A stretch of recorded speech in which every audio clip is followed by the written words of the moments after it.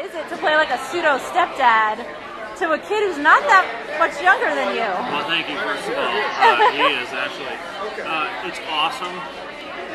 And one of the things that I love about the relationship that we have is that just naturally, sort of when he came in, there were so many things that were new to him, and I know he does it on purpose, but he sort of like plays like kind of intimidated by things, but I know he's really not. He's a very smart guy, but it's a lot of fun to answer your question because I feel like I could, you know, like, listen, you need to listen up.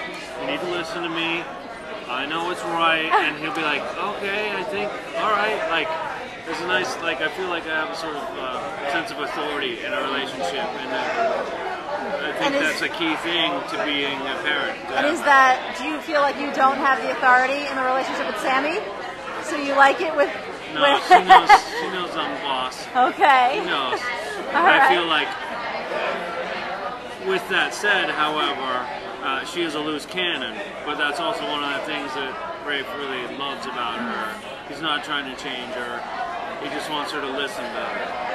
Now Rafe is a good guy. Thank you. You've always kind of played the good guy, even on Passions. So is that something that you look for in roles? Like, do you like that about the character, or do you want to see him have that turmoil and that dark side? Well, I think both are great. As an actor, obviously, you want to spread your wings, you want to play different things. To have a job, first and foremost, is a great, fantastic, and lovely thing in this business and in this day and age, so I'm grateful for that. However, there are a lot of things that my character gets to do which aren't necessarily good or by the book to defend good. So to protect Sammy, I get to kick EJ's ass, or to knife his tires, or throw him down a staircase, or beat him with a baseball bat, or crush his head in a vice. Any one of those things can totally work. All in the name of love. Right, and it's fun for you to shoot that. Yeah, definitely.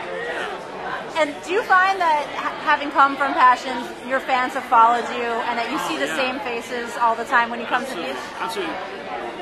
There are definitely new faces, but today, I mean, there are tons and tons of people who are from Passions who have gone on that ride, who are still like, oh my God, you're my favorite from this show, and I'm so glad to see you here. And so thanks, guys. Honestly, it means a lot. And I didn't even know anyone watched that show, so that's so cool. Oh, good Lord. I watched it. I will say that. Okay. I did not write about it because that was before my time as a journalist, but I watched it. Okay. So the business has changed a lot over the last few years. I feel like the storylines move faster. I've been hearing you guys as a show moves a lot faster. Oh my God, tremendous. Do you welcome that change? Is that a good challenge for you? Yes, I do. I think when I came into soaps, they were trying to make soaps like primetime television and like movies. Special effects, heavily laden with plane crashes and train wrecks and mobster stories and all this grandiose stuff. And I think they got away from what soaps really are at their heart, which is really good, simple relationship storytelling. And that's where they're most effective. With budget cuts, with time considerations, it's better now. I think the storylines are more concise. They're about relationships as opposed to the plane crash and all these things where I think in large part, so it was problematic for soaps because as much as they wanted to do that certain thing, it was still shot on video. Right. You didn't have all these other lovely options that you have in the film world. So they didn't look as good. In fact, they really look pretty cheesy in my opinion, 99% of the time. So I'm totally glad they got away from that. Would there be something that you wouldn't mind trying just to see if it worked? It was so fun, don't get me wrong. I just like make fun of everything. I make fun of myself as much as everyone else. No one will agree with me on that, but it's true. I love working on Passions. It was a blast. And some of the stories are absolute genius. I mean, James Riley created, like you said, I mean, I will totally agree with you. He created this show that, although it was so crazy and wild, still really did have a lot of heart. And it was a fantastic experience to work on. A lot of really talented actors and some really well-written storylines.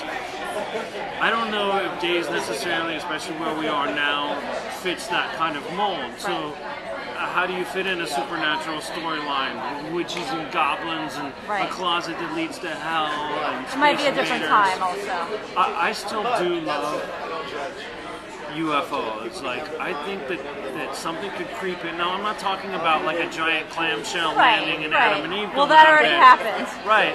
I mean, just like, I think people are really filled with wonder about the supernatural and people from another planet, and you can maybe sort of do that without it getting too wild or psychic powers, things like that. I think there's some room for something like that.